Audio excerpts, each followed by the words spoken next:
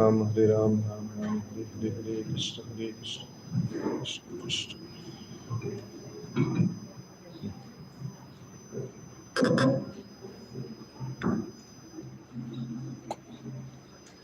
Hare Krishna, Krishna Krishna, Hare Hare, Hare Ram, Ram Ram, Hare Hare. Hare Krishna. Jai Radha Madhava Kunja Bihari Gopi Jana Vallabha Giridharadhari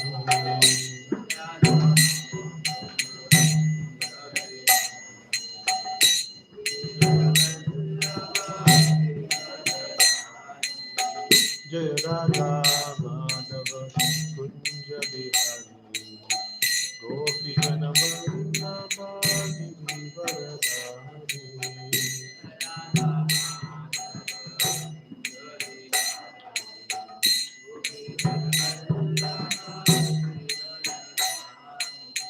Yashodanandana Vraja Janaranjana Yamuna Kidavanachari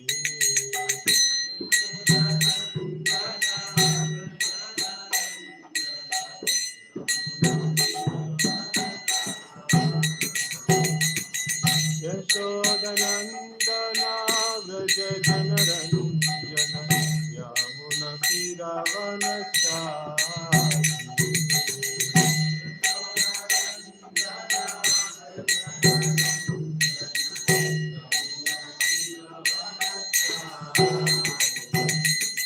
Jai Radha Madhava Kunja Bihari Gopi Jana Vallabha Giridharadhari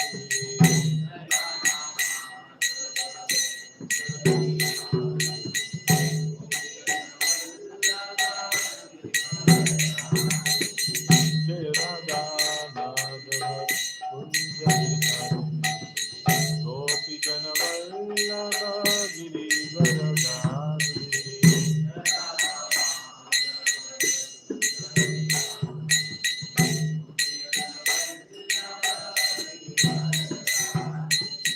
Hare Krishna, Hare Krishna, Krishna Krishna, Hare Hare, Hare Rama, Hare Rama, Rama Rama,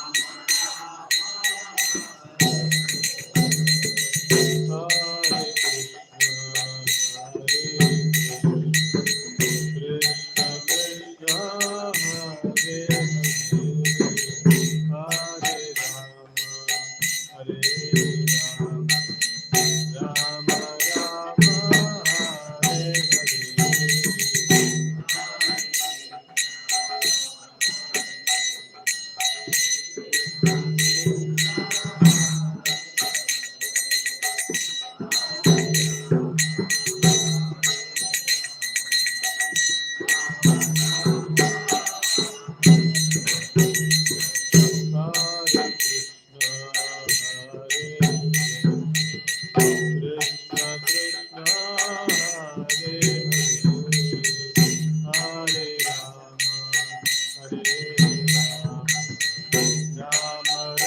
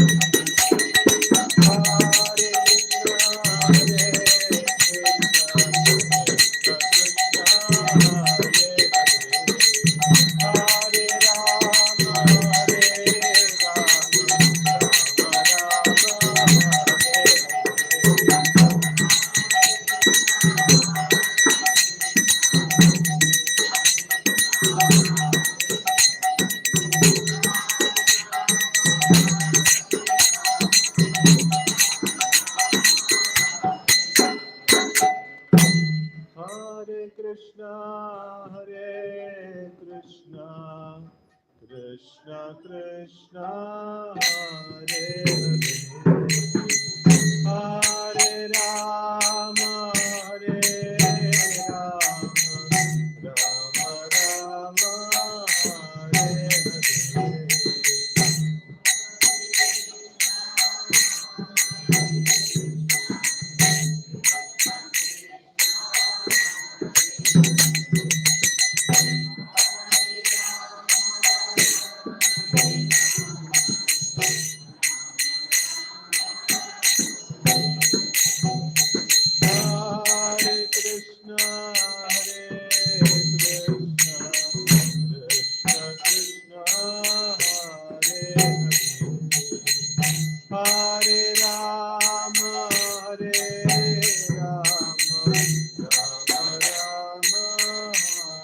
Hare Krishna, Hare Krishna, Krishna Krishna, Hare Hare, Hare Rama, Hare Rama, Rama Rama, Hare Hare.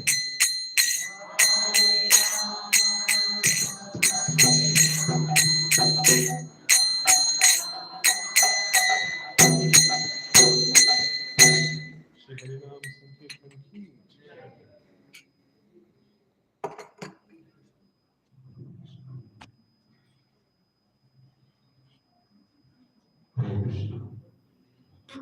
Hare Krishna. Hare Krishna. Welcoming His Grace Hariksetra Prabhu. He is our Whitefield Temple President, and these all centers under we are serving under ISKCON Whitefield. So he is our Temple President. We are welcoming His Grace Hariksetra Prabhu by chanting, lovely chanting Hare Krishna Mahamantra. Hare Krishna, Hare Krishna, Krishna Krishna, Hare Hare, Hare Ram, Hare Ram, Ram Ram, Hare Hare. Thank you, Prabhu. Thank you for invitation. Hare Krishna. Hare Krishna. So I'm also very happy to come to Sarjapur Center. Uh, Before this, we have met once. Here I had delivered a session, and then also in the yatra, so many of you had come. So we had met. So I'm very happy to be amongst you. So today we are going to see one of the sessions of this Gita course. So before we start, we offer our gratitude to His Divine Grace A.C. Bhaktivedanta Swami Srila Prabhupada, so the founder Acharya of International Society for Krishna Consciousness, by whose grace so we are able to practice Krishna consciousness so nicely and then understand the principles of Bhagavad Gita so nicely. So today we are going to see a very nice aspect from the Gita, the teachings of Gita. So this is like a little unusual topic, and this was not part of the Gita course. Recently, we had made this uh, made this kind of collection of shlokas, from the Gita. So it is my experience that when I read Gita many times, over and over. So like I have seen this particular topic that comes up, that is um, enjoying the fruits of our activity. Fruits of our activity means the results of our activity. So, Krishna seems to be a little bit hard on that particular aspect, that, the fruits of the activity or the results of your activity doesn't belong to you. And then he seems to stress upon this point. Right from the second chapter till the 18th chapter, every single chapter contains this one concept, that is there in every single chapter. So I thought of making a, like session out of this, and then I started collecting the shlokas. So just first 6 chapters, that also all the shlokas we are not able to represent. So that much of the Krishna is speaking about this particular topic. So the topic I just made it like this: my hard-earned results, are they source of happiness or distress? That's the topic that we are going to see. So the agenda is going to be like this: what is action? So we are going to define what is action, and then we are going to define what are the fruits of action, and then what is the wrong, if I enjoy the hard-earned results, that I've got, and then what is the benefit of giving up attachment to those results, and how should I deal with the results, and then conclusion. So this is going to be today's session. So let's start with this question: what is action? How do you define action? You all have gone through the Gita course. Action means in Sanskrit what we call the word action as karma. Okay. So how do you define action?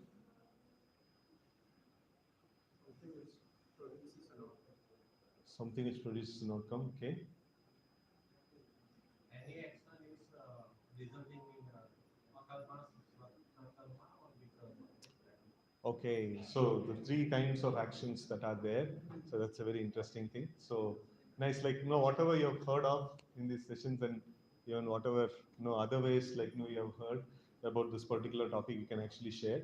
So this is nice point that there is a karma, so that is no action, and then vikarma, that is a bad action, and then there is karma or sukarma, that is the uh, good action, pious action, right? So these are different things that we have heard about action.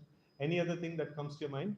Yeah. Action done by individual person based upon category like Brahmin, Kshatriya, Shudra, and Vaishya. Okay, action means.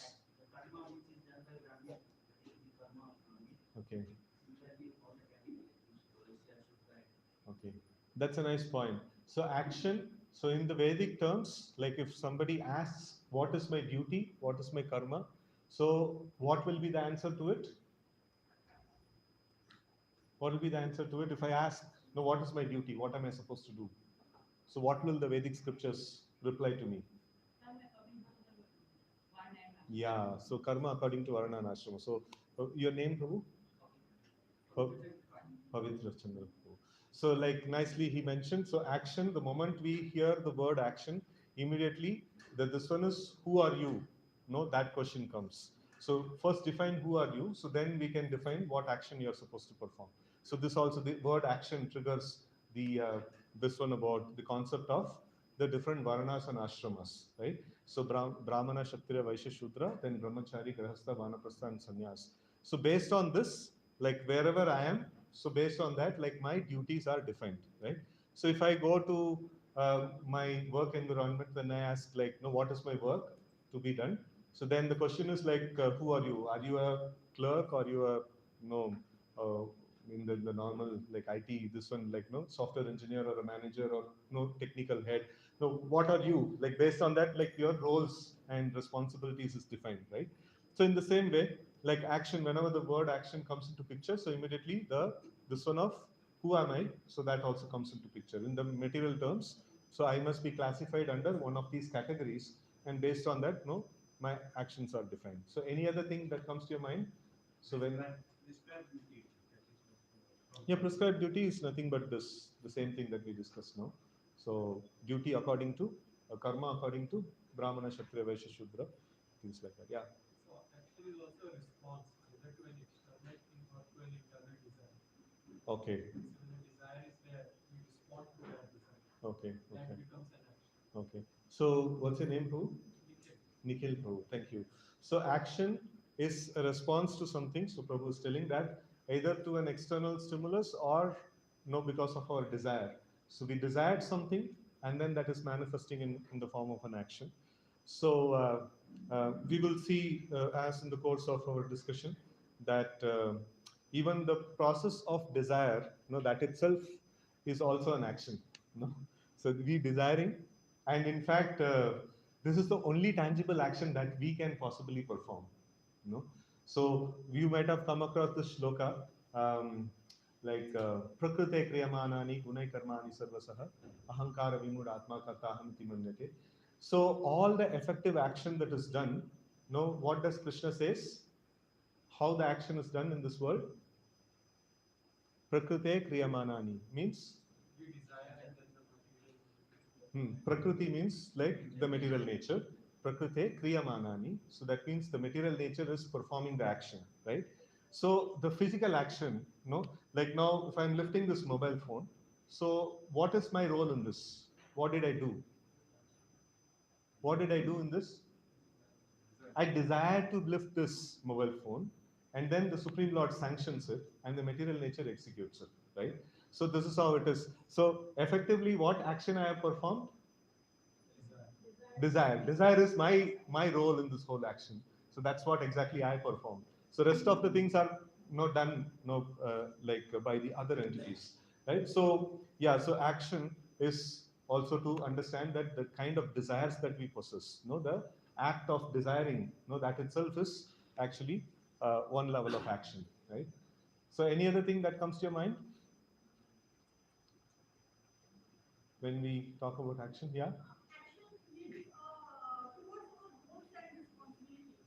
Example, our goals, we are belongs to the parents, our goals and responsibility to towards to our parents.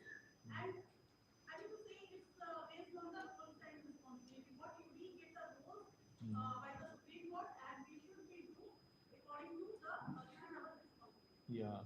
So based on roles and responsibilities, something similar to what we discussed. So based on the Varna and Ashrama, so we have to act, right? Okay. So with this, we will enter into today's this one. So let's chant this particular shloka and start our session. Yajñātāt karmano anyatra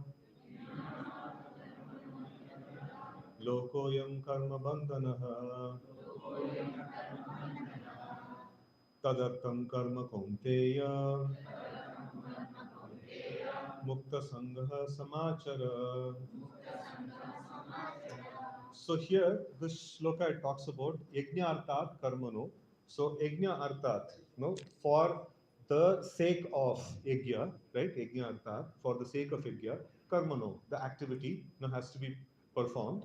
And then anyatra, if we perform any other activity apart for any other reason, apart from like satisfying the Supreme Lord, yajna means it's another name of the Supreme Lord. And also, yajna is also an activity. So, an act which is meant to please the Supreme Lord is called as yajna. And the Lord Himself also has the name called yajna. So yajna artat means an activity which is meant to please the Supreme Lord has to be performed. Yajna artat karmano.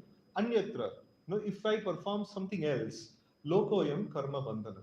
It actually puts me into the karmic bondage. It actually puts me into karmic bondage. Tadartam karma kaunteya. Tad means that person. Tadartam karma kaunteya. So the person who is discussed in this context is the Yajna or the Supreme Lord. So tadartam karma kaunteya. You must perform your activities for His pleasure, for the Lord's pleasure. And then if you do that, mukta sangha samachara. So you will become liberated. No, you will not be bound. So there is like two things that are mentioned. One is bound and another is being unbound or being liberated, right? So when we perform the activity for the pleasure of the Supreme Lord, we become liberated and free. And when we perform an activity otherwise, so then we become bound by the karmic reactions. So why is it so? Why only for the pleasure of the Supreme Lord? Why not any other activity? Why it has to put us into karmic bondage? Because Hmm? because when we perform anything for the Supreme Lord, uh, the karma coming out of it, Lord absorbs it. Okay. It makes it free. Okay, okay. So if we perform activities for the Supreme Lord, the Lord absorbs the karma. So if we see, like whom does everything belongs to in this world? So everything that exists belongs to the Supreme Lord. What is a pramana? So because we are like now students of Gita and students of the Vaishnava Sampradaya, so like we have whatever we say, in fact like you should all your mentors also when they say something, so you should ask this question like what is a pramana?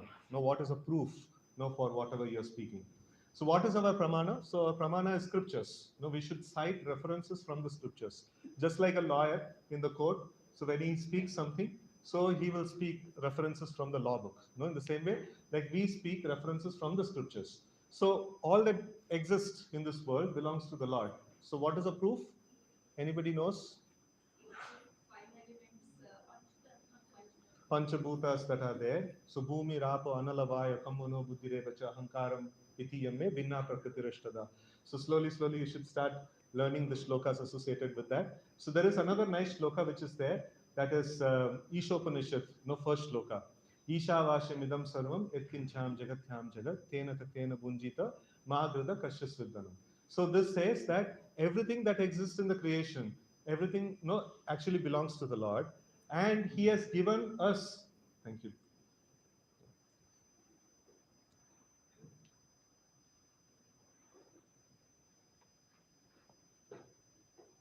So here He has given us a quota. So Isha Vashamidam Sarvam Yatkincham Jagatyam Jagat Tena Taktena Bunjita Mahadruta Kasha Sudhanam. So all of us have been assigned a quota of resources. It could be based on our karma and many other parameters. And then we should respect our resources and the resources that is provided to the other person. And we should not encroach upon somebody else's resources, right? So this is the first shloka of Ishopanishad that it talks about. So everything that exists belongs to the Lord. And if we utilize these substances and do something, so then the results also belongs to the Lord, right? So ideally speaking, like the action has to be performed for His pleasure. Just like if I become an employee of a company, all the resources in that office, belongs to the proprietor of the company. And then when I go there, what am I supposed to do? I am supposed to work only for the pleasure of the boss. No, whatever project is assigned, no, whatever task is assigned, only that I am supposed to do. If I say like, no, why not I do something, no else? Why not I whole day sit and watch a movie? And I like that. So, but then the boss will say, okay, fine, like, no, your home is there, you can go there and watch, you know. So, no, we cannot entertain that over here. So now we have come to this world, and this everything that exists in this world belongs to the Lord. And then ideally the work that needs to be performed, should be and work that is prescribed to us by the Supreme Lord, right? So that's how, it's a common sense, that we do in our day-to-day activity, in our, job and everywhere we do this thing. So if everything that exists belongs to a person and we have, gone and we are dependent on that person, so then we work according to his desires. That's what we do. And then when we do in otherwise, like we take Lord's property and do some actions which is not in relation to the Lord, which is not in accordance with the Lord, so then naturally we become bound by the karmic laws. So now, citizens, we are all common free citizens, right? So why are we free? Why are we not put into the jail? We are law abiding citizens, right? So that's the term. We are law abiding citizens. And people who are not law abiding, know what happens? Karma bandhana, right? For them, like they are locked up in the lockup, so their freedom is curtailed, and they are put into a confinement, or they are put into jail and put into more rules and regulations and things like that. Otherwise, if you are law abiding, then you are left free, right? So the same thing over here, Ijñātāt karmano means if you are a law abiding citizen of the Supreme Lord, so then no tadartam karma kunteya mukta sangha samachara. So you are a free citizen, free to exist in the kingdom of the Lord. So, but then if you go against the laws of the Supreme Lord, so then karma bandhana. So this is again a common sense. That's quite practical. That's what we live in. So whatever government that we have created also, so we expect the same thing. If you have to be a free citizen, then you follow the laws that we have commonly agreed upon. And then if you don't, so then there is karma bandhana. So this action, it actually has to be performed according to the desire of the Lord. And our action should be according to the scriptures. Like, how do we know what the Lord desires? So the Lord gives the scriptures, right?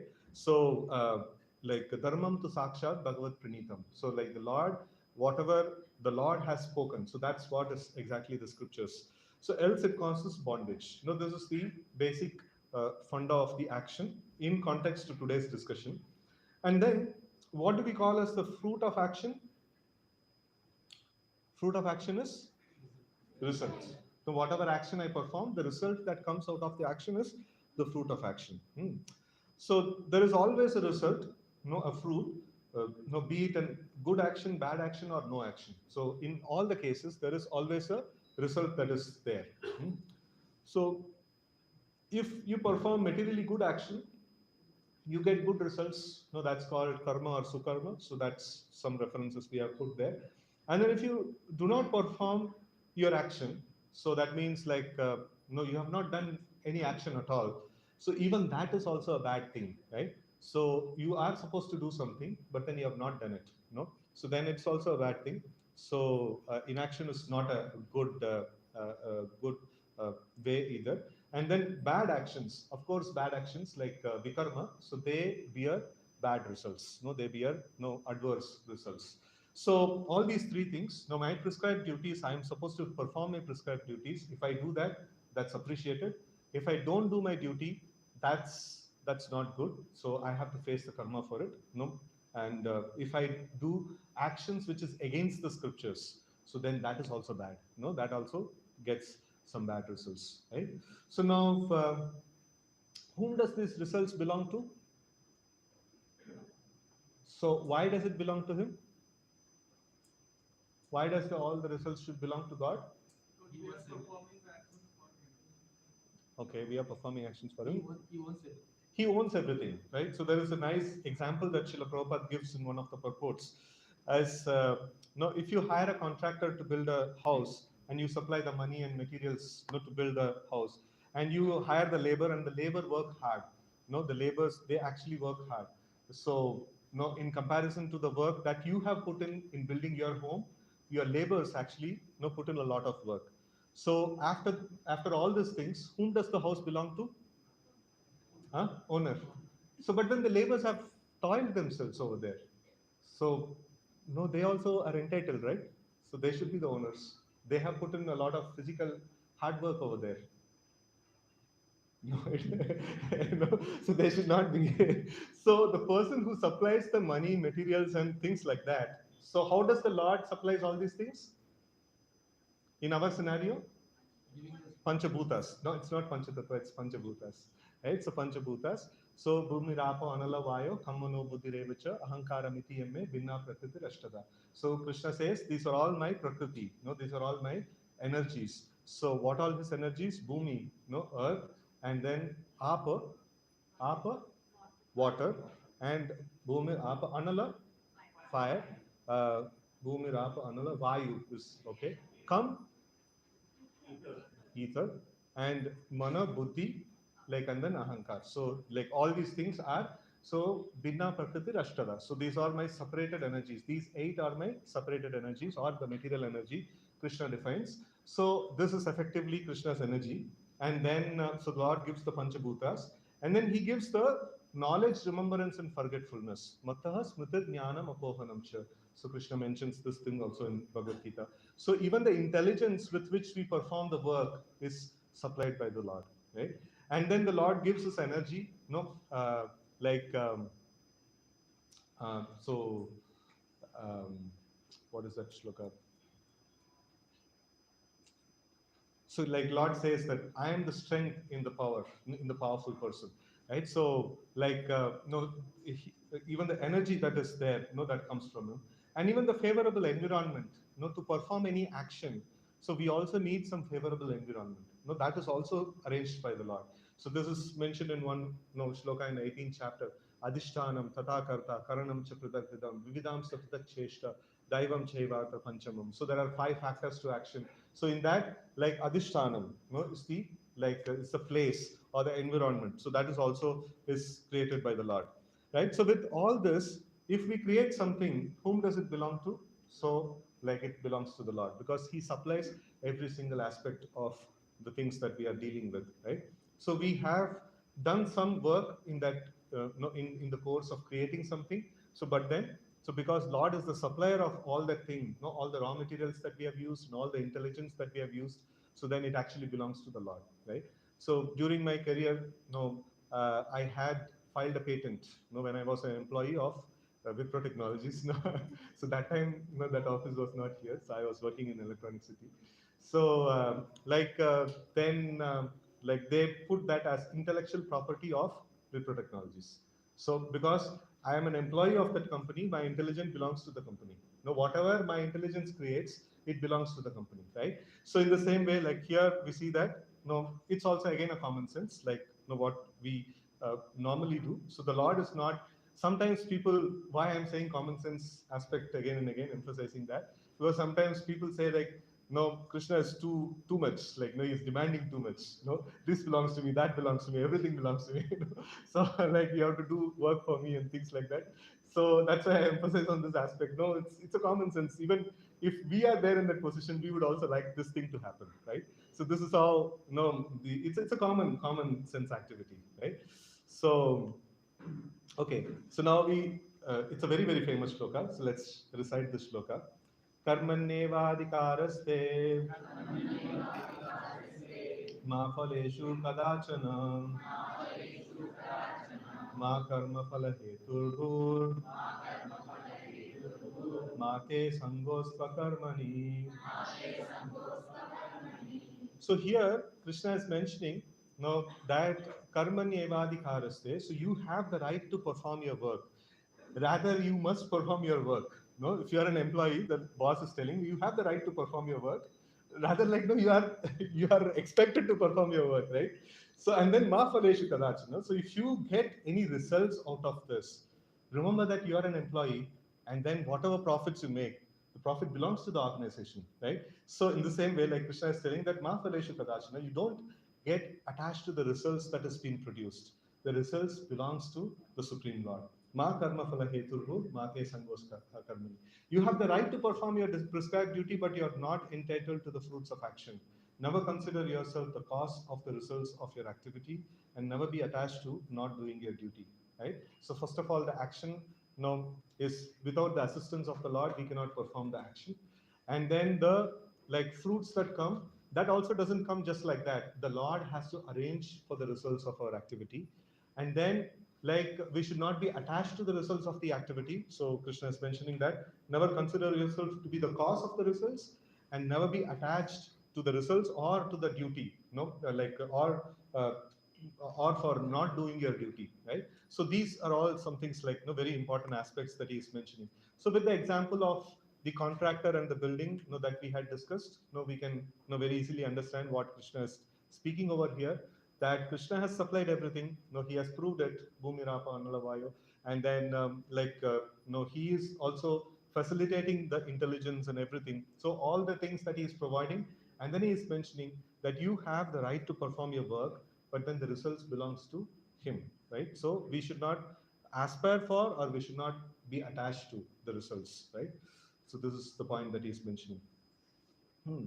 And then this shloka also, just we discussed, just in the interest of time, I'll just chant and mention the meaning, essential meaning of this. Prakrite kriyamanani gunai karmani sarvashah ahankara vimudatma kartahamiti manyate.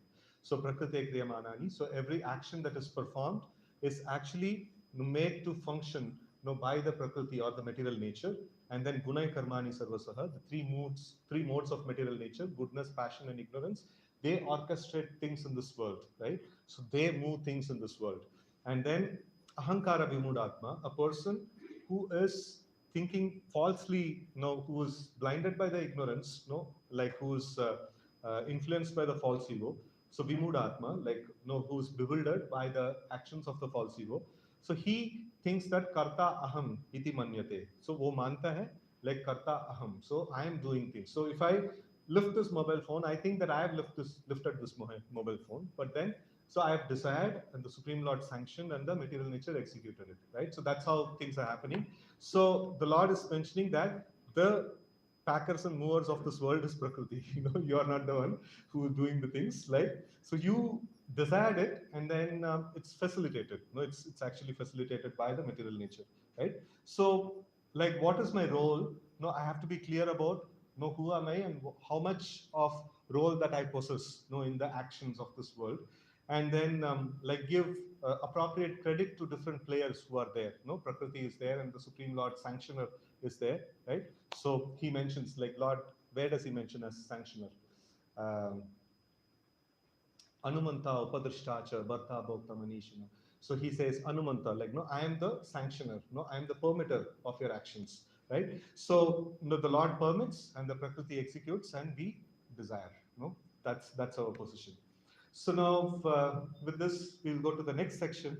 That I have worked hard for these results. What's wrong if I enjoy my hard-earned results? So technically, we understood that results belongs to the Lord, and He is the enjoyer. No, Bhoktanam Ignatapasham Sarvaloka Maheshwaram. So Bhokta means like enjoyer. So the Lord is the enjoyer of everything that all the activities that are performed. So it's good. He is the enjoyer. But then I am also existing. No, why not me? No, why? What is the wrong if I enjoy? No, that also is something that we have to understand. So now we will see certain shlokas in this connection. So repeat after me. Nahi prapashyami mama punadyar yachchokamuchoshanamindriyanam avabhya bhuma vasapatnamadam rajyam suranam apichadipatyam. So Arjuna is mentioning, it is one of the shlokas where Arjuna is actually uh, mentioning that why he cannot fight this battle. So in that is he is mentioning um, like avapya bhumat asapatnaratam rajyam suranam apichadipatyam. Rajyam suranam, sura means who? Who are the suras? Gods, no? Rajyam Suranam. Like that means even if I get a kingdom that's equivalent to Indra or some like some devatas, suras. So and cha adipatyam, like even if I get a very great kingdom in this world, or even if I get a kingdom equal to the heavenly kings, even then I will not be satisfied. No, it's going to be miserable. No, fighting this battle, even if it were the outcome, if the outcome were to be a very, very prosperous, amazing result is going to come, still, if I fight this battle, I will not be happy. No, that's what Arjuna is trying to put over here. I can find no means to drive away this grief which is drying up my senses. I will not be able to dispel it, even if I win a prosperous, unrivaled kingdom on earth with sovereignty like a demigod in heaven. Right? So it is the results, even if I want to enjoy, it's not going to give the happiness that I'm looking for. Right? So why it cannot give the happiness that I'm looking for? What's the problem?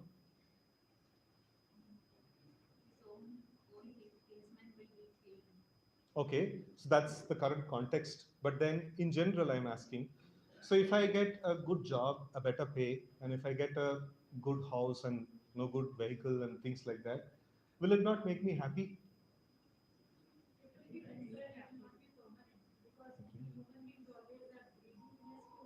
Okay, so our desires keep upgrading, right? So and then the same object, one of the devotees actually mentioned me, when I was like quite new in Krishna consciousness. So he mentioned that whatever thing you're desiring, that if I get this, I will be happy. You just make a note in the diary. The very same thing will bring you misery. So like in fact, Krishna mentions in a nice way. So he says that. Ehi samsparshaja bhoga dukkha yone evate adyantavanta kaunteya nateshu ramate buddha. So he mentions like ehi samsparshaja bhoga. Ja means to take birth, and sparsha means contact between the senses and sense objects, and ja means something is taking birth, right? So samsparshaja bhoga, like bhoga means the enjoyment that is done through the contact of the senses and sense objects. There is dukkha yone evate. No, what's going to happen there? The misery is going to be pregnant, and it will be delivered in due course of time. Right? So no, the act of sense gratification is going to create a pregnancy of misery, and it will be delivered in due course of time. That means we will be miserable in due course of time. And then Krishna mentions Adi Antavanta Kaunteya. Such a happiness which is brought about by contact of senses and sense objects, it has a beginning and it has an end. No? And na teshu. No? A person will not do that. Who will not do that? Ramate Buddha. So an intelligent person will not take pleasure in such a happiness which is having beginning and end, and which is guaranteed to deliver you misery at a later point in time. Right? So this an intelligent person will not do. Right? So this is what Krishna is mentioning. Okay. So this is what is a scene of the happiness, that the material happiness which the whole world is geared upon.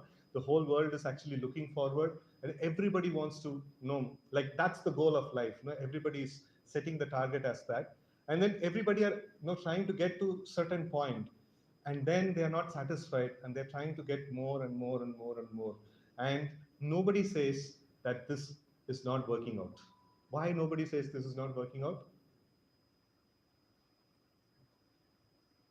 So that's the material nature. That's the illusion, that's created actually. So we see that the Srila Prabhupada's spiritual master, Bhakti Siddhanta Saraswati Thakur, so he actually mentions a story of 10 paisa circus.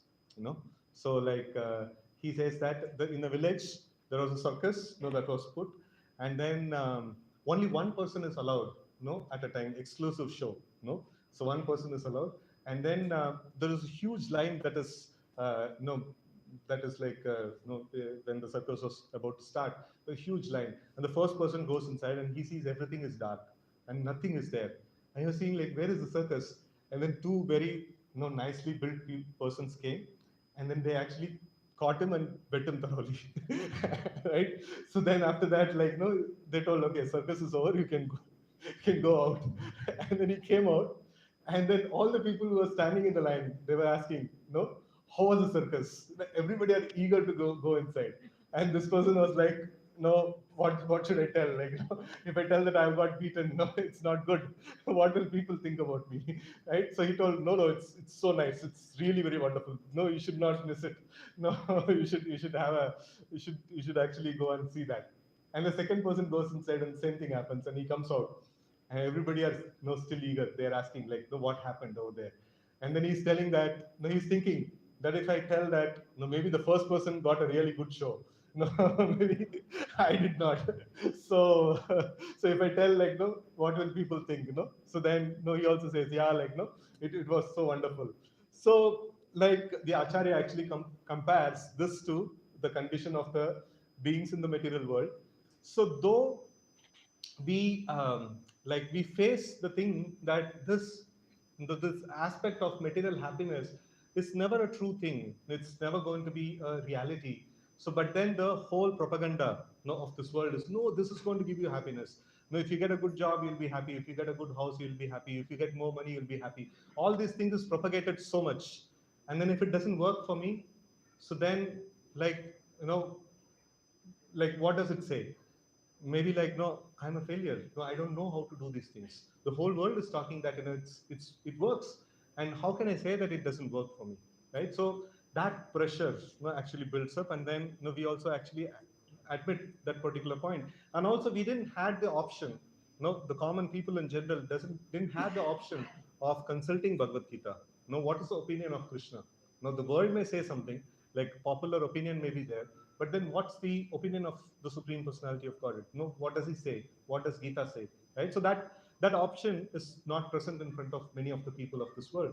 So here we see that Arjuna is quite open. So he's telling that this is not going to give me happiness. No, this is not going to give me happiness. So the aspect, the real happiness actually comes. So we are part and parcel of the Supreme Lord, and when we act in relationship with the Supreme Lord, we actually find happiness. There is a nice shloka. We had put in the Gita course. You might have come across that shloka sometime. So it says that Sukha Rupa Sukhadaraha Sarkara Pindavan Matam Sri Krishna Charanadvanvam Sukham Brahma Tu Kevalam. Have you heard this shloka before sometime? No? Like, so this is like Sukha Rupa and Sukhadara. No? Like, there may be so many state of happinesses that are there, but then they cannot make us happy. Just like if there is a sweet rice preparation, that's sweet, right? So can you add that to another preparation and make it sweet? No. So it is a form of sweetness, but it is not the source of sweetness. If you want to make a preparation sweet, you will add sugar to it. That's both form of sweetness and the source of sweetness. In the same way, like, you may find many aspects in this creation which may be in the state of happiness, but then you cannot get happiness through that. You can get happiness only when you connect to the Supreme Lord. So only when you directly connect to the Supreme Lord, you will become happy. Right? So just like a preparation, when it is directly associated with sugar, then it becomes sweet, right? So not by adding a sweet rice, you can make another preparation sweet, right? So that's something like that. So in this way, like, our real happiness is going to be like it's going to be a reality only when we connect ourselves with the Supreme Lord. That's the whole purpose of yoga. Yoga means, establishing our connection with the Supreme Lord. So that's what we are trying to do. So here Arjuna is telling the one portion of the story, that is, I am not going to get happiness even if I get unrivaled kingdom, even if I get no supreme majesty over everything that exists. I'm not going to be happy, right? So then, Nacha Shreyo na Pashyami Hatva Svajana Mahave Nakankshe Vijayam Krishna Nacha Rajyam Sukhanicha. I do not see how any good can come from killing my own kinsmen in this battle, nor can I, my dear Krishna, desire any subsequent victory, kingdom, or happiness. Right? So rather, he's telling that if I get some wonderful results, it will only put me in miserable condition. It's not going to give me any happiness. Right? So and then, so this is a nice shloka we can repeat. Bhogaishwarya prasaktanam तया पतितचेतसां व्यवसायात्मिका बुद्धिः समादौ न विधीयते. So here it's talked about Vyavasayatmika Buddhi. No, that means one pointed focus. No, determination and focus. No, that's talked about. And Samadhavana Vidiyate. It cannot happen. So when it cannot happen, so Bhoga Ishwarya Prasaktanam. Ashakti means what? Attachment. Prasakta means pra is used in Sanskrit for what? It's superlative degree. No, whenever this word pra is used, you can actually identify it with superlative degree, right? Ja means to take birth. Praja means like all inclusive. No, anyone who takes birth in that particular tract of land becomes praja. No, not the human beings, not only the trees and plants, even the insects and the everything that exists in this. So everything becomes praja, right? So in this way, like prashaktanam means like it's a person who becomes attached to Boga and Aishwarya. No, Boga means enjoyment and Aishwarya means to wealth and things like that. So Boga Aishwarya Prasaktana Taya Apahita Chetasam.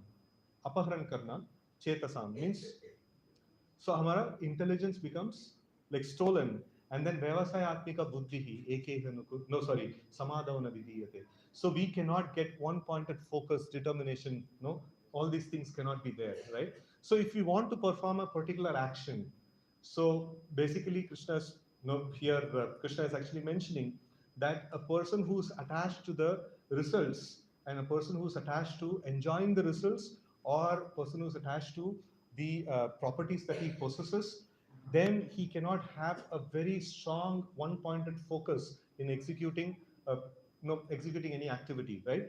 So in this relation, I actually read one book on psychiatry, so which was recommended by one of the devotees actually. So like a few years back, one sannyasi had come. So His Holiness Romapada Swami Maharaj. So he's one of the disciples of Srila Prabhupada. So he had, in response to one of the questions that the audience asked, so he had referred to this book, called A Man's Search for Meaning. Anybody had, read this book, A Man's Search for Meaning? So it's a book you have read. Okay, that's nice. So this is about the Holocaust. No, like the Jews being subjugated by the Germans, right? Jews being subjugated by the Germans, right? So it was very, very bad treatment, no? Like all the Jews were arrested and then they were put into concentration camps and then they were made to die. No, either they have to die because of starvation or no, they will commit suicide. No, that's how severely like they would be treated. And then like this psychiatrist, also one of the persons who was there going through all these trials, and then he observed different people. Why did they survive these treacheries? No, there are some people who survived these treacheries, and why did they survive, and how did they survive? And then he comes to a point that people who had a cause to live, people who had something to achieve in their life, there is some cause, there is a purpose in their life, they could able to live, but rest of them could not able to tolerate the torture that was put in, and they actually decided to commit suicide, or they were like they left their life, they could not able to keep their life on, right? So in that, he makes a very wonderful statement. He says that a person who is behind, Maharaj actually quoted this particular statement. No, if somebody runs behind happiness, he may or may not get it. But then if somebody has a purpose in his life, so happiness or success, if somebody has a purpose in his life and he's dedicated to that purpose, the happiness and success will automatically follow him, right? So that's a very important thing. So Krishna is also mentioning something very, very amazing in that direction, that if you are attached to the results and the byproducts of your activity, then you will not be able to focus on the cause, that actually you are doing, right? So you'll not be dedicated to the cause. You'll not have one pointed focus and determination, right? So this is something that he's mentioning. One loses one's determination by being attached to the fruits of one's action, by being attached to the results of one's action, right? So Durena hi avaram karma buddhi yoga dhananjaya buddhao sharanam anvicha kripana palahetavah. So here Krishna is mentioning a person who's attached to the results of his work, he is kripana. Kripana means miser. Why is he called a miser? If somebody is working hard and then he is attached to his results, he wants to enjoy his results. So why is he called a miser? How do you define a miser? Not sharing with others. Okay, yeah. So basically, he's not sharing with whom? Yeah, Supreme Lord. The result belongs to him, right? So he should share it with him, right? And then also, like all the living entities are children of God. So then he should share the results with the children of God also. And so he is a kripana, like he doesn't know a kripana. There is what is the other aspect of a miser? One is that he doesn't share with others. Another aspect is he doesn't enjoy himself also. So right, so like when he keeps these results with him, so in the previous slokas we saw like it's not going to give him happiness, it's not going to make him very very happy. Mataji, you were saying something?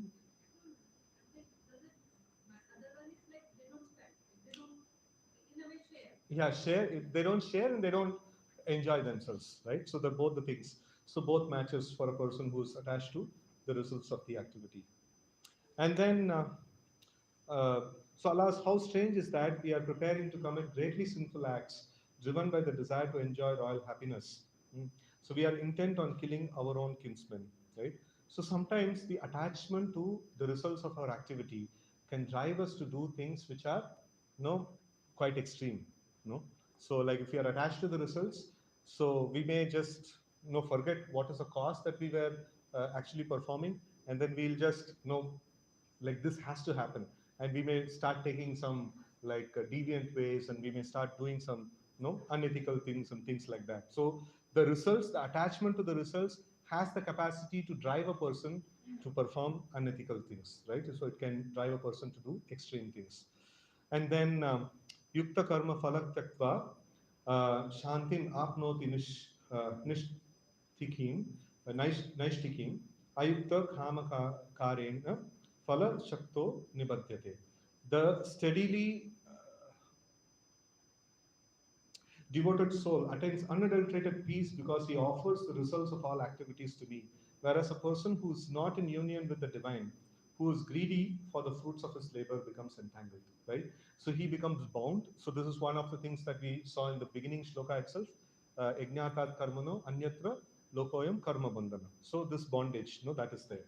So now in summary, like we see that no attachment to the fruits of action, it cannot give us the happiness that we are looking for, and then it gives misery on the contrary, and reduces our determination, makes us a miser, and drives to perform extreme actions, and it can, it is the cause of bondage. It can actually put us into bondage, right? So this is the this one of the negative part of being attached to the results. So now let's see the benefits of giving up the desires for fruits of action. So now, um, like let's chant this. Brahmanyadaya karmani sangam tyakva karoti yah lipyate na sa papena padma patram nivambasa. Padma means what? Patram, leaf. Padma patra. Amba means what? Ambu? Ambu. Like I think some Tamil people are there. In Tamil we have Ambu means arrow. So Ambu means water, no? So like Padma Patram Ivambasa, no? Just like a water droplet on the leaf of a lotus flower, lotus leaf, leaf of a lotus flower. So what does what does a water droplet on leaf of a lotus signifies? It may fall anytime. Any other characteristics? Huh? It doesn't stick. No, it is not. It doesn't stick. Okay. So this is a very important thing. Very very important thing. So like one who performs his duty without attachment. No, if you perform your duty without attachment, surrendering the results unto the Supreme Lord is unaffected by sinful action. So, how he is unaffected by sinful action? He is doing an activity, but he is not affected by the karma. No, he is not going to be affected by the karma. Why? Because he is giving the results to the Lord and he is not attached to the results. So, now what does it indirectly implies? If I have to be affected by the laws of karma, what I am supposed to do? If I have to be affected by the laws of karma, no, no, no. I'm asking the no reverse of it. Be attached to the results. The if I have to be affected by some karma, how does it work? I have to be attached to the results. Then only the karma affects me, right? You understand? So now, like for example, now here electricity is there. It is like so many bulbs are like used here. So we are using the electricity, but is it giving you a shock? No, are you affected by the electricity in a way like no? It's going to give you a shock? No. Why? Because you are using it in a safe way, right? So even if there is a wire that is there, which is having the electricity being passed in the wire, if you touch the wire, it has an insulation, plastic insulation. If you touch the wire, you're not going to be affected by that. Why? Because there is that insulation that is there. What is the insulation? I have to work in this world, and at the same time, I should not be affected by the karma. So what should I do? I should not be attached to the results of my action. So this is a very, very important principle that Krishna is actually mentioning. So he is giving a very nice example also, Padma Patra Ivambasa, right? So just like the water droplet on the lotus leaf, no, it is not going to be affected by this one. It is completely detached. And in the same way, the karma cannot touch a person who is detached from the results of his action, right? So in effect, like he'll be free from sin and he'll be free from the bondage, right? So this is a very nice principle. If we want to act, if we want to be sinless, so this is one very important principle. We have to do, we have to perform our action without being attached to the results of the action. So then the sin cannot touch us, right? So that's we have insulation. So then, okay, so let's chant the shloka. Shri Bhagavan Uvacha Prajahati Yada Kaman सर्वान् पार्थमनोगतान् आत्मन्येवात्मना तुष्टः स्थितप्रज्ञस्ततोच्यते. So the Supreme Personality of Godhead said, O Partha, when a man gives up all varieties of desires for sense gratification, that means attachment to his results, so which arises from mental concoction, and when his mind, thus purified, finds satisfaction in the self alone, then he is said to be in pure transcendental consciousness. Right? So he will become purified. So, like the whole aspect of purity actually comes into the system. So the impurity means to be having desire to enjoy the property of the Lord, and purity means to actually use the property of the Lord in the Lord's service, right? So that purity actually comes by giving up this aspect of sense gratification. And then Dukesha Anudvignamanaha Sukesha Vigataspruha Vitaraha Bayakrodaha Stita Dhir Muniruchate, one who is not disturbed in mind even amidst the threefold of miseries or elated when there is happiness, and who is free from attachment, fear, and anger is called a sage of steady mind, right? So, like a converse of the shloka, we are actually use that. So it mentions a sage of steady mind. He will not have attachment, and he'll be free from vitaraha bayakrodha. So that is like no threefold miseries and not elated when there is happiness and free from attachment and fear and anger and things like that. So now we are focusing on this point of attachment to the fruits of our action. So if we take the reverse of the shloka, so if you are detached from your fruits of action, so then you can actually have a steady mind. So in the previous section we saw that by being attached to the fruits of action, no, we will not get Vaivasayatmika Buddhi, Samadhavana Vidiyate, right? So we will not get one pointed focus.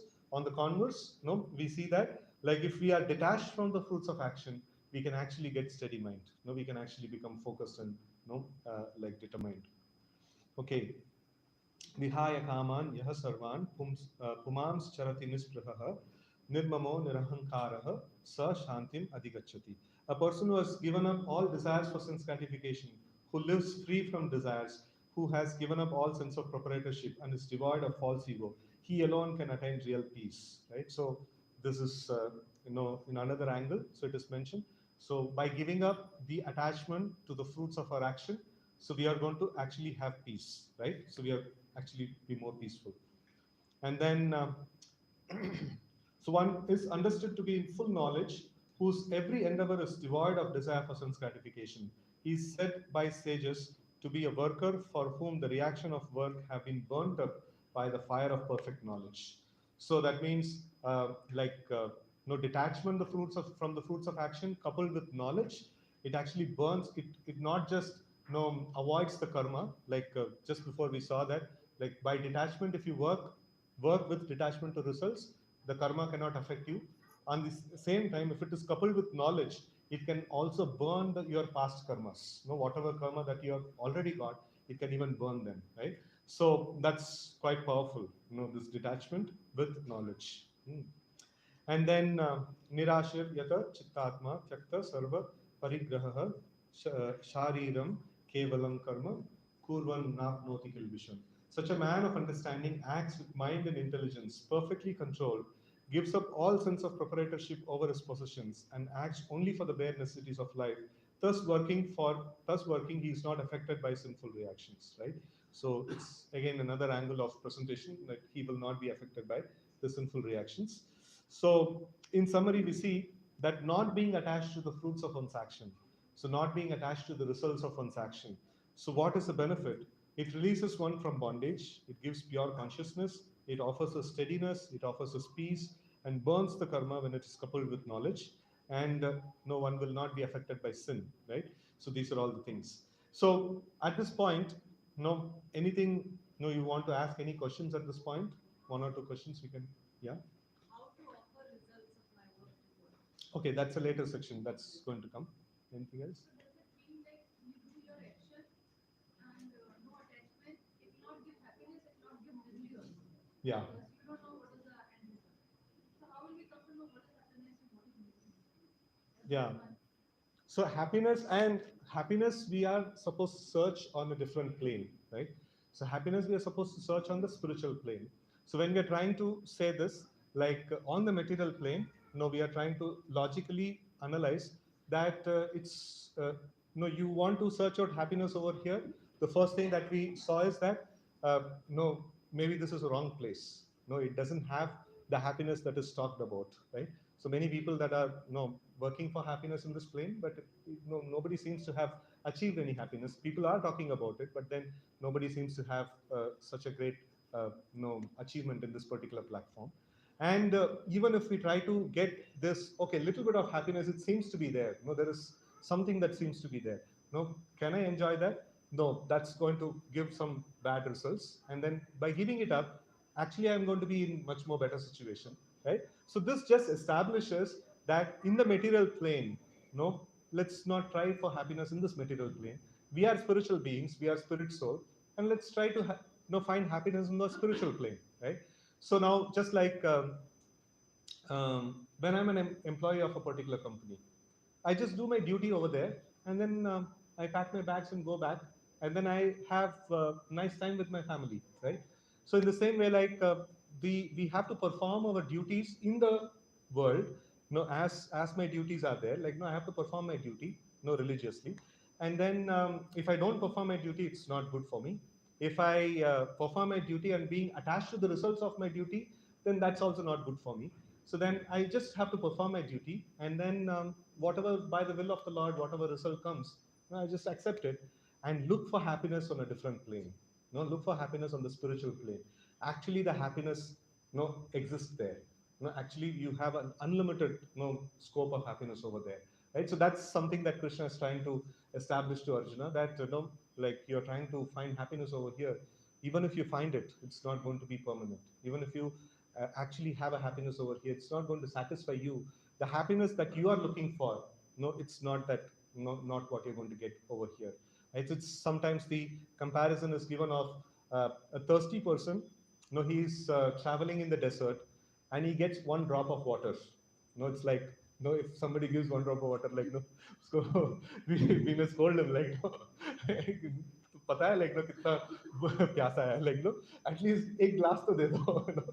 So it is like that, no. So the happiness in this world is of that quantum. It cannot quench our thirst for happiness, right? So in that way, like, that's what is actually the point that is driven over here. So the analysis is about, like, in this world the happiness is not going to be that great, no. So that's, so whenever I make this point, like, it's quite a radical point, and that's why I pause here and ask for questions. So it may, like, not to hurt anyone. So it's just there. What's there in the Bhagavad Gita? We're just presenting it, and it's quite nice. Like, no, we if we search for happiness in the place where it exists, no, we will, no, our search will bear some fruits, right? So and that fruits will be, nice. Any other questions at this point? Yeah. Yeah.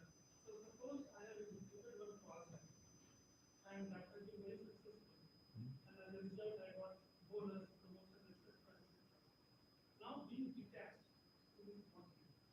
Being detached means, when a bonus is offered, hey, no, I don't touch this bonus. Is that, no? That's not the detachment. Detachment is like, if I get, it's good.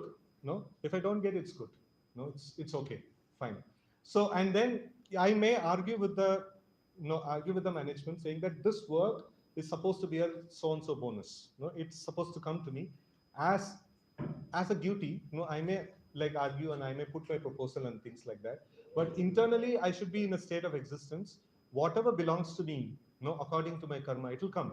No, it will definitely come. So I should not spoil my consciousness based on that, right? So we will come in the further sections. We will see that we will be able to produce much better work, when we are detached from the results that it actually fetches. So over a period of time, if you are focused on the work very, very nicely, so the quality of work increases, and naturally the results have to increase, right?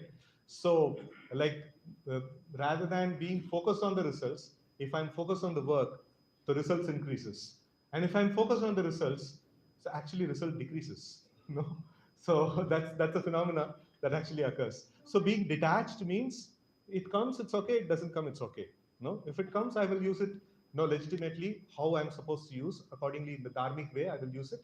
If it don't get, I may, like, appeal for it because I've worked for it. I may appeal for it, but then internally I know that, okay, if it is in my karma, I will get it. If it is not, I will not get it. So as a matter of duty, I may appeal also, to the management, that, no, I have performed so and so work. I am entitled to get a bonus. Why didn't you give this? So I may appeal for it.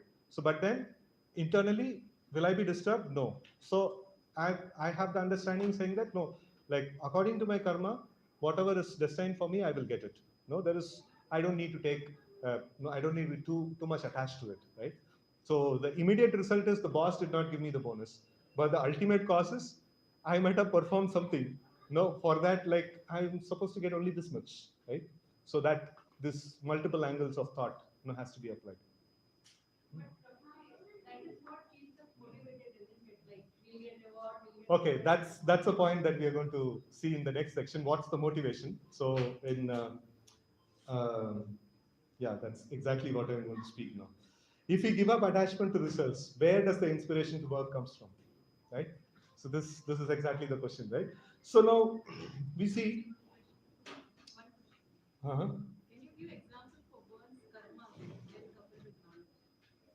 Give example to burning of karma when it is coupled with knowledge. Uh, so for that we need to define knowledge. So what is knowledge? What do you mean by knowledge? Whenever Krishna says jnana here, so what does it mean? Reading scriptures. Reading scriptures. Anything else? Self-realization. Self-realization. Yeah, that's something, nice. So knowledge means to understand things as they are, right? So real knowledge means to understand the Lord exists and everything that exists is part and parcel of the Lord. So that is a knowledge. That's a state of knowledge, right? So this knowledge, if it comes, like if you are able to come to that level of knowledge, that means already a great deal of karma is burnt. No, when you have karma, when you're implicated by the bondage, so you'll be covered by a layer of ignorance. And ignorance means what? So I see this mobile. Oh, this is an entity. Uh, what is this entity all about? This is an entity which is meant to give pleasure to me. No, it's going to give me some happiness. No, I'm going to browse YouTube. I'm going to do some this ones. I'm going to call some people, and it's going to give me pleasure, right? So that's this entity. That means my vision is covered by a layer of ignorance. So, but when I see that, oh, this is an object made of earth, water, fire, air, ether, and this is part and parcel of Krishna, and this is meant to be used in his service, right? So then that means knowledge. No? So this knowledge, so when the detachment of work coupled with this knowledge, it has the potency to burn all the karmas. Actually coming to this level of clarity itself means a lot of karma is burnt. So and then when he works with this knowledge, further his advancement or further his clearance of karma is like going to be very, very super fast. So this knowledge coupled with knowledge, it's going to be really, very powerful. you know so knowledge means to understand that everything that exists is part and parcel of the Lord, and essentially the Lord is the one who exists. Like to understand the Lord and know everything in relation with Him. So that's practically called as knowledge, according to the words that are used in Bhagavad Gita. Hmm. Okay. So one example is like Ajamil, like Ajamil, like you might have heard this person Ajamil. So a person in a character in Srimad Bhagavatam. So he was a very, very sinful person, and he was supposed to be taken by the Yamadutas. And then at the verge of his death, he had named his son as Narayan. And then when he is about to be taken to the hell, so he utters his son's name just for calling out. Any trouble, like we would call our family members. So in that way, like he actually called out to his son Narayan, and just by utterance of this holy name of the Lord, his karma got washed off, and then he was he was not to be taken to the hell anymore. Right? So his karma was washed off at that point in time. So that's one thing. When we perform a devotional activity, it burns, and it also like burns. Like when we are not talking about devotional activity at this point in time. We are talking about working with detachment and coupled with knowledge. That also burns like this. It burns our karma. Okay, so now where does the inspiration come from? So we are revisiting a shloka that you might have studied in the level 1 Gita course. Swadharma acharanam shaktya vidharmacha nivartanam daiva labdena santosha atmavit charanarchanam. Remember this shloka? Vaguely? No? So this Swadharma Acharanam Shaktya. So we should perform our Swadharma. We should perform the duty, our own personal duty. And how much we should perform? Shaktya. To the best of our capacity we should do, right? And then Vidharmacha Nivartanam. We should not do somebody else's work, right? So like most of the times, like we get inspiration to do because why are you doing this particular work? Because like my colleague is doing or my friends are doing, and like most of the times when people come for some kind of they are struggling with which course to take, when they are after they finish their 12th standard or this one, so they are choosing which path to take or which course to take and things like that. And most of the times children actually take a decision based on my friends are doing this and I have to do that. So hardly people actually see that what is my capacity, what's my nature, which work will be which work if I do I'll be comfortable. So there is very little no concern or no consideration is given to that particular thing. So swadharma acharanam shaktya, so I should perform a work which I'm meant to be performing, right? So which is like natural for me, right? So and then vidharmacha nivartanam, I should not perform somebody else's duty. And daival labdena santosha, so we should be happy with whatever results that comes by the will of the Lord, right? So now this brings about a very important difference between the Vedic culture and the modern culture. Can anybody say what's the difference that we are talking about? Vedic culture and the modern culture in terms of duty and the result. Clear segregation of Brahmana, Kshatriya. Okay. in terms of duty and the results, what was the orientation of the Vedic culture and what is the orientation of the modern culture? Vedic culture the Chaturvarnya was followed. Modern culture was not. Vedic culture Chaturvarnya was followed. Okay. It is Okay. followed. So anything else in terms of duty and result? Yeah. Earlier it was detachment from the result, and currently nowadays only getting result. Okay. In terms of duty? So one performs the duty and then accepts whatever he gets. So in Vedic culture, the orientation was given to be attached to one's duty. No, and then results like Bhagwan denge. No, whatever the Lord gives by His will, that's okay. But attachment to duty was very much there. No, so when after the battle of Kurukshetra and after some time passed, so then Krishna winds up his pastimes, and then Arjuna was there in Dwaraka. So and he got the news that Krishna has left the planet, and then he was so morose, and he actually comes back, and then very dejected, and then Yudhishthira Maharaj is actually asking certain questions, inquiring about why he is sad.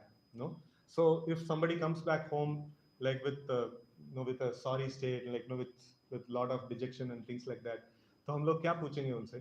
No, what we will ask? What happened? No, आज का situation में like job चले गए क्या? Are you fired from the job? Right? So then what else we will ask? No, where you've been pickpocketed, or your mobile is stolen, or some loss, you faced a loss and things like that.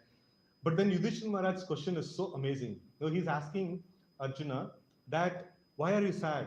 No, were you not be able to perform your Kshatriya duties? Did somebody come to take protection of you and you were not able to give him protection?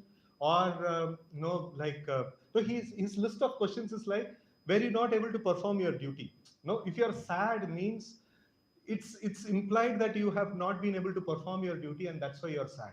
No, the orientation was like that. So duty is life and soul. No, in the Vedic times you go and ask a servant, like a servant is serving a master, and you ask him that, no, I'll give you a better salary, you come to me. He will say, no, I cannot do that. No, like I'm very loyal to my master and my master has taken care of me very nicely, so why will I give up the service to my master? No, I will not do that. So they will be attached. The orientation was so much towards the duty. And in terms of result, Daiva labdena santosha. Whatever by the will of the Lord comes, I will accept it happily. Why they were doing this? Because they knew if I perform my duty well, I'm going to get pious credits. If I get pious credits, I'm going to get happiness. No? And right now, in the modern culture, why there is so much emphasis on the result? Oh, result is going to be the whole and soul, and I have to enjoy these results. And this is the fruit of my hard labor. No, I have to get it.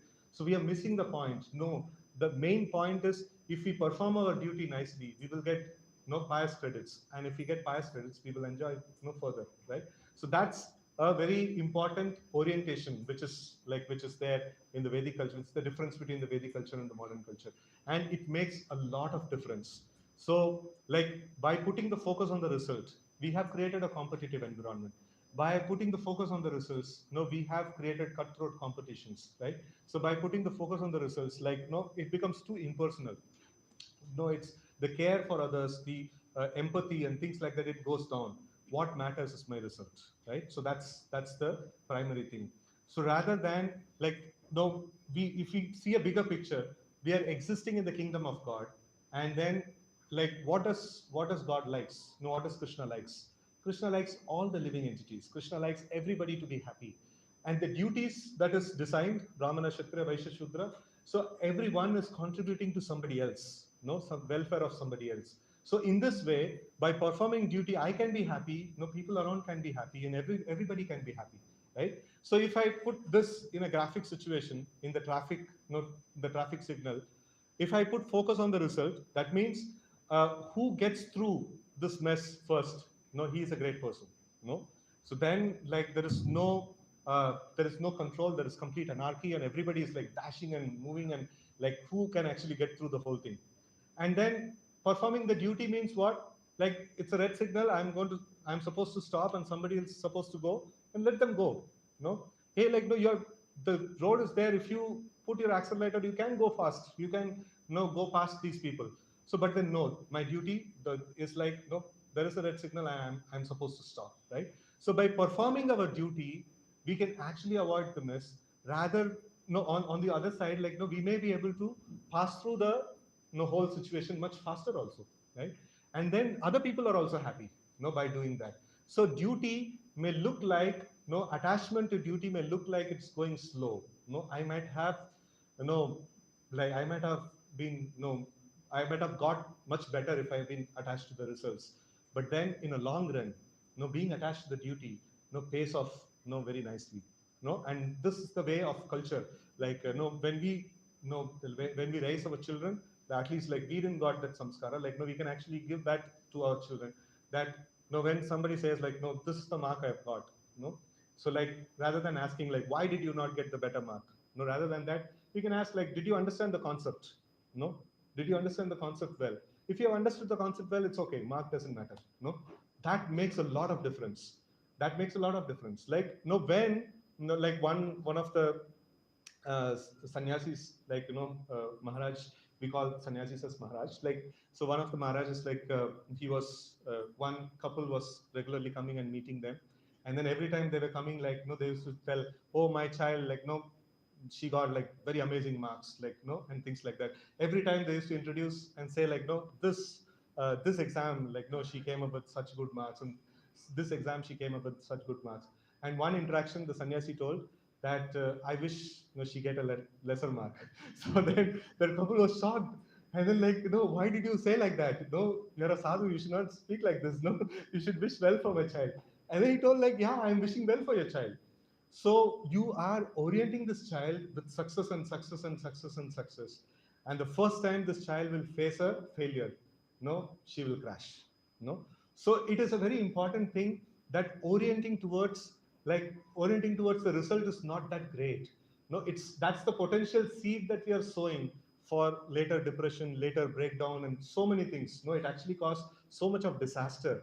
So rather than that, if we are attached to the duty itself, did I understand this thing nicely, or did I perform my duty well? No, to the best of my knowledge, to best of my like what is that truthfulness and things like that. Did I perform this duty well? Then I should be satisfied.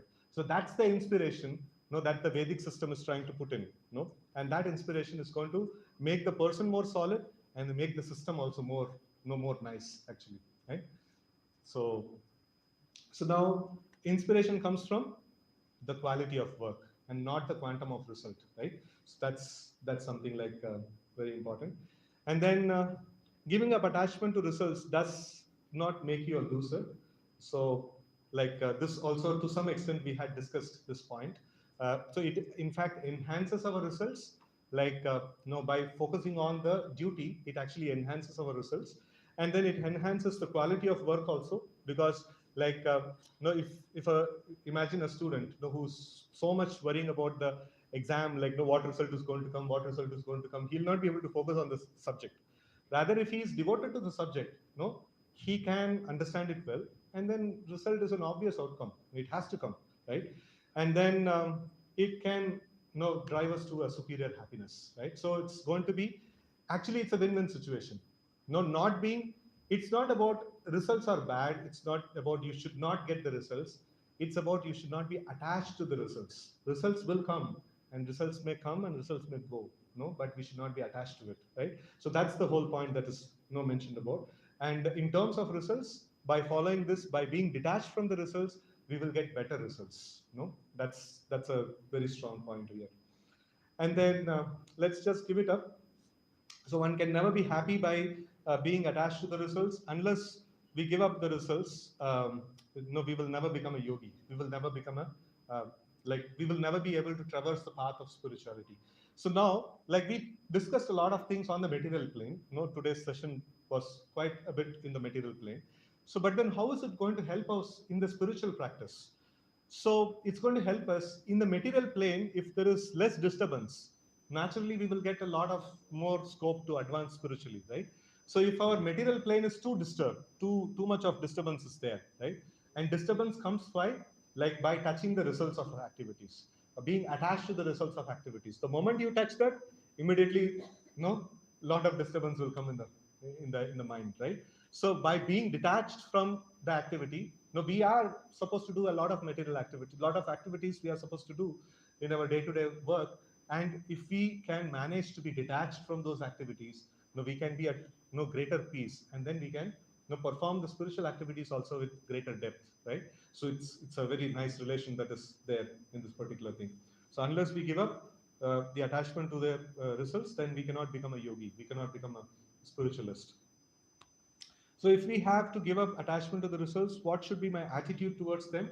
So that to some extent we discussed in one of the questions. So the attitude is tolerance. Like we have to like matra sparshas kaunteya sitoshana sukha dukkada agama payano anityastam titikshasva bharata. So Krishna is telling that like just like the summer and winter, like happiness and distress will come. There will be a period in your period of time in your life where anything you touch will produce amazing results, and there will also be a period of time in your life, anything you do, you will not get the results. So what you're supposed to do? So Krishna is mentioning just like summer and winter season comes, you cannot do anything about it. Just tolerate. So if there is summer, just tolerate, you'll get the winter. And if there is winter, just tolerate, you'll get the summer, right? So if there is a lot of failure, just tolerate, you'll get the success. If there is a lot of success, just tolerate, you'll get failure also. Right? So it's going to be like seasonal, it's going to be like up and down. So don't invest too much of attachment to it. Don't be don't sway by the happiness and distress that comes in your life. Just be detached. These things will come and go. Based on your past karma, these things will come and go. So don't be attached to it. Not the current work is actually responsible for our results. The work that I performed in the past, that's reaping the results now. So we cannot possibly correlate, like between the work that we do now and the results that we get now, right? So it's quite hard to correlate with that. So, and then neither hate nor desire. So be neutral towards it and accept whatever comes as will of the Lord and offer the results uh, to the Lord, else it will become sinful, right? So these are all some of the things, my attitude towards the results that comes. And the Lord is the rightful owner of the results, and it is ideal to offer the results to the Lord, right? So, like when we do that, so these are other set of slokas. Like it will take a lot of time if we discuss all of them. So I just put a gist of it. So we will become attractive. Krishna mentions that if you actually give up the results of the activity and actually use the results in the service of the Lord, actually you become very attractive, you know.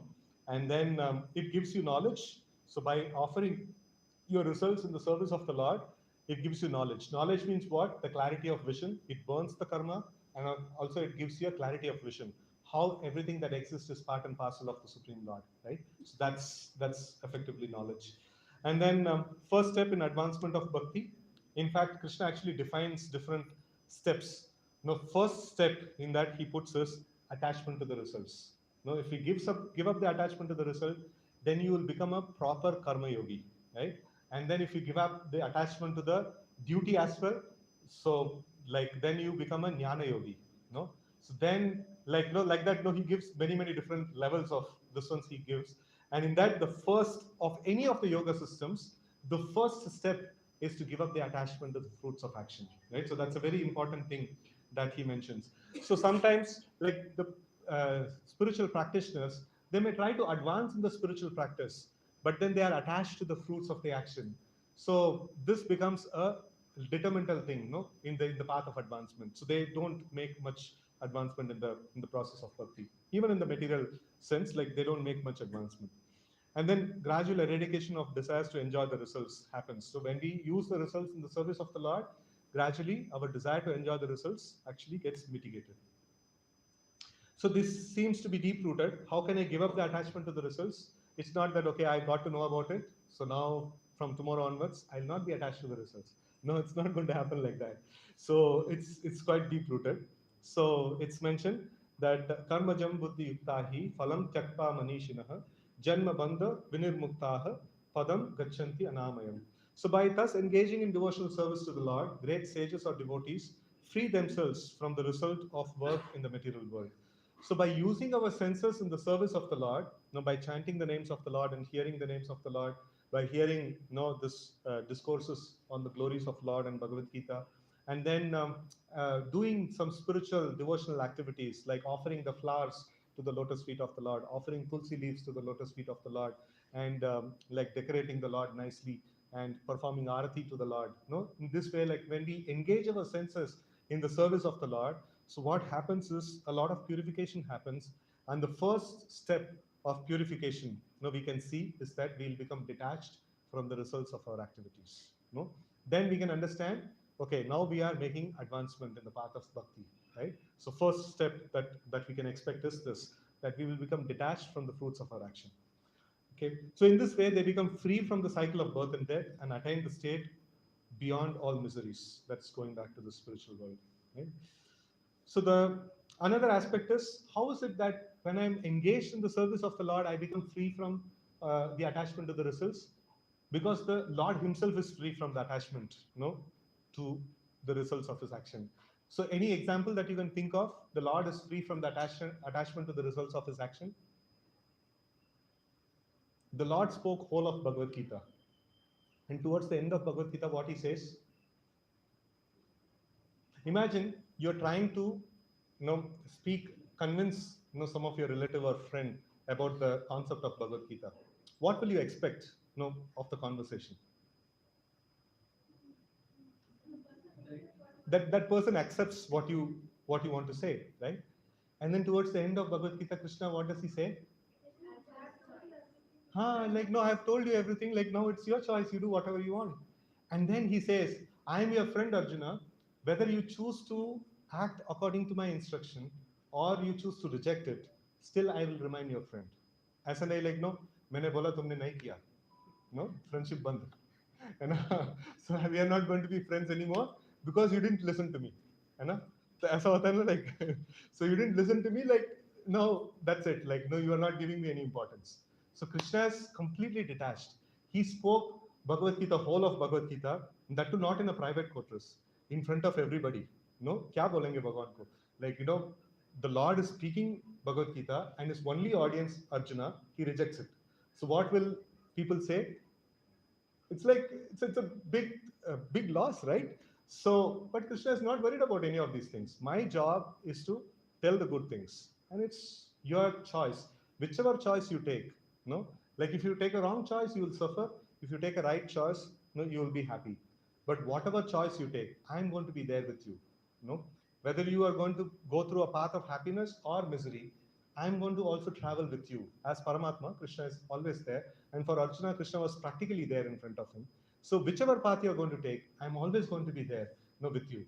So, but then, make a choice. Make a proper choice. So here we see that, Krishna is such an amazing person. He is delivering a whole talk, and then he is not expecting that, my only audience is going to follow me. He's giving complete freedom. That, like if we speak to somebody like, no, अरे like इतना time spent किया, like, no, मान लो, just accept it, what I'm speaking, right? So like Krishna is completely detached. So it's like, okay, it's even if you want again, I'm ready to repeat, and even if you choose to, like not choose not to follow, I'm okay, right? So that's an amazing thing. If we have a person like that in our life, we will feel a lot more comfortable. We will actually put our trust in him, and then we will say, okay, fine, like, no, I want to take some time, I want to experiment certain things. I know that you're going to be there with me, like, no, like you are my well-wisher, so I want to do some more experiments. And then, Krishna is, okay, fine, like, no, you can do, I'm always there with you, right? So this gives a lot of comfort. It gives a lot of amazing, feeling of shelter and protection of the Lord. Such an amazing person is the Supreme Lord, right? So he's an ideal person to receive our devotion. So because, he's always been a great source of inspiration, right? Namam karmani limpanti name karma phalaspriha iti mam yo abhijanati karma vir na sabhadyate. So he's telling that namam karmani limpanti, the karma doesn't touch me, right? And name karma phalaspriha, spriha means desire, right? So I don't have even desire to enjoy the results of my work, right? So iti mam yo abhijanati, no one who understands me in this way, right? So he will also be free from the attachment to the karma, right? He will also, for him also, the karma will not affect, right? So there is no work that affects me, nor do I desire or aspire the fruits of action. One who understands this truth about me also does not become entangled in the fruitive reactions of work, right? So because the Lord is of that caliber, so we being attached to him, we will also become like him, right? So he is not attached to the results, we will also not be attached to the results, right? So, and then Janma Karma Chame Divyam. So, like understanding that the Lord's birth and activities are not bound by the karmic reactions. He's not, no, we have taken birth because of our karma. The Lord comes because just to relieve us from the burden of our existence. Right? So, Janma Karma Chame Divyam. So, Lord's birth and activities are completely divine, right? And Evam Yo Veti Tattvataha. So, one who understands me in this way, Tyakva Deham Punarjanma Naiti Mam Iti So Arjuna, he will get liberation. He will be free from the bondage of no karma, and he will actually go back to the spiritual world, right? So this essentially closes today's session. So we saw that how action means like an action that is prescribed by the scriptures. So if we do an action which is prescribed by the scriptures, then we will be liberated. Otherwise, no, we will be bound. And then we saw that the results of our action is the fruits of the action that is talked about in the Bhagavad Gita. And then if we are attached to the fruits of action, it's going to be like miserable. It's going to be, we are going to be bound to the karmic reactions and so many different things we saw. And then if we give up attachment to the results, we'll be much more peaceful. We'll be like focused, determined, and so many other benefits that we saw. And then we are not going to be losers. No, we by giving up the attachment to the results, we will be able to perform the work in a much better way. And also the inspiration to work actually comes from the quality of work. No, so that is an orientation. That's a culture that needs to be done. It's not going to happen overnight. It's a culture. No, we need to develop it over a period of time. No, at least in the devotional association, whenever we come here, so we will do the activities, whatever activities we do here. Like no, we will do it purely based on if somebody is given a service of serving the prasadam, or somebody is given the service of cleaning the hall, let's not think about what's the result. Like let's just put our heart and soul into this activity and do it, like that. So let's try to mark certain duties in our life. If we are not able to do everything in our life like that, it's okay. So let's start with something. Let's start with something, like especially chanting. So let's try to do this chanting. Let's not worry about the result. Let's not worry about what's going to happen. Let's just try to put our focus on this particular activity. It's supposed to be a meditational activity. Let's just simply try to chant and listen to the holy names, right? Let's just try to invest upon that quality of the activity that I'm doing. So like that, certain activities in our life, if we do it with that kind of a quality, that culture actually builds up, right? So that's something that we saw. And then we saw that the Lord is not touched by the karma. And then by serving the Lord, gradually, like our desires to enjoy the fruits of action also will be eradicated. And in the path of advancement, the first mark or the first level of advancement is that when we see that we develop detachment from the fruits of our action. So then, we can understand that we are making some kind of progress in the path of Krishna consciousness. So with this, I close the session. Any questions or comments? Yes, Mataji. So is the takeaway like we should be attached to that duty, not to, or should we not even be attached to the duty? The takeaway is, should we attach to the duty or not attach to the duty? The takeaway, I thought, is we will not be able to make that immediately. So we will start doing the culture. We will start practicing it, slowly, slowly, with a goal that, the ultimate goal is to attain the shelter of the lotus feet of the Lord. So, but the immediate goal that we have is that, we can, at least mold ourselves in this way, that not be too much attached to the results of activity, and then like try to be attached to the duty, in itself. And then that also we will not be able to do it overnight. So we have to start doing the culture, start practicing that. Right? Your name, Mataji? Archana. Archana Mataji. Great. Thank you. Any other question? Yeah, one question. It looks very contradictory when action of Krishna and the Bhagavad Gita what he said. Mm-hmm. Because in Bhagavad Gita he says that do not attach to the result or action or anything like slok number 4.14. But if you see a complete life of Krishna and action, he was very clear that Pandava should win or the Dharma Sanstapna should happen. Mm-hmm. So he was attached to the result, it looks like. Mm-hmm. So it's very contradictory. So how to Okay, see this it's a character? nice question. So question is that, like, Krishna is telling that you should not be attached to the results, and Krishna is also telling that I am not attached to the results. And then, like, Krishna was very, very clear, no, Pandavas have to win, and he was determined about that. And is he not attached to the results? No, is he not attached to the results? Yeah. So his main purpose was like the like yada yada hi dharmasya. No, all of you know that shloka. So dharma samsthapanarthaya, like that is one of the purposes for which he comes, and then he executes that. So like people in general can be happy if the dharma is established, right? So that's the duty of the Lord, to establish the dharma. No, so like he is attached to his duty, no, in that sense, like to do that when there is too much of overload of bad people in the system. So then he brings in no good people, no, into the system. Like he brings in, it's just like an amplification. No, when the signal goes low, then no, you amplify it, and then it will go on for some more time. So Krishna brings in the good people, and then he establishes them in the power, so that like the good culture actually goes on, right? So that's one of the duties, no, like as the maintainer, no, of the universe, no, it is one of the duty of the Lord is to establish the dharma. So in that way, like that particular thing is made, no, that particular thing is made. It's not just he's attached to the results for the sake of it. No, it's a greater duty that is there, no, bigger duty that is there, and for that purpose, this needs to be achieved, and it's achieved. No? So this also throws one more important angle to the discussion, that it's not that if we should not be attached to the results, it doesn't mean that we should become lazy in our work. No, we should be super active in our work, and we should achieve the goals. No, we should work hard to achieve the goals, but not being attached to it. No, that's the whole this one about it. No, we should work hard as if I'm attached to the goals, but then we should not be attached to the goals.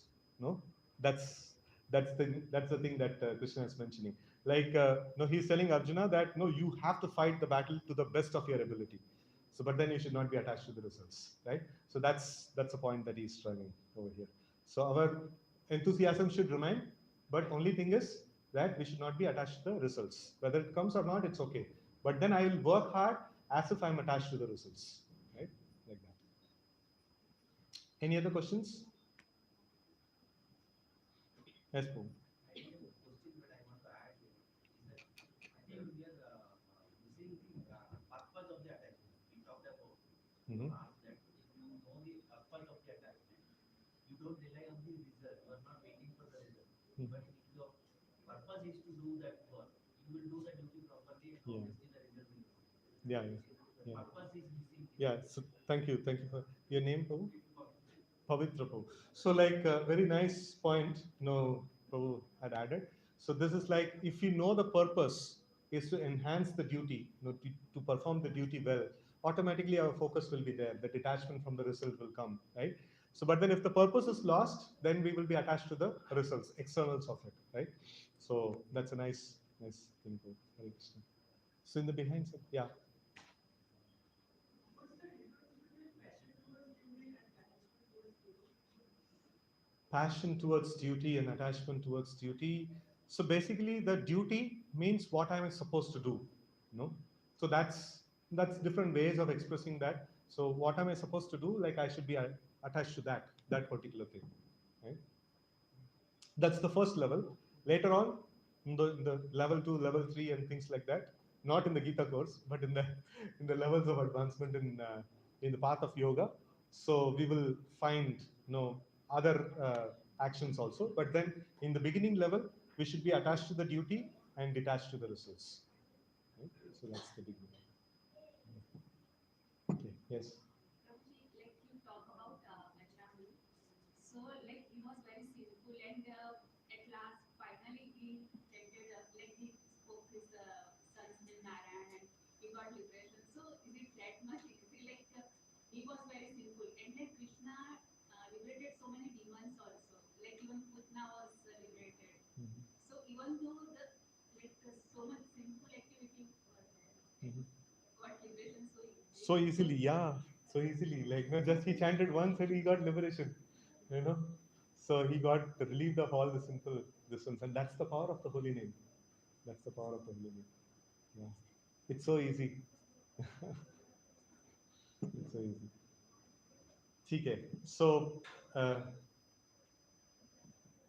okay.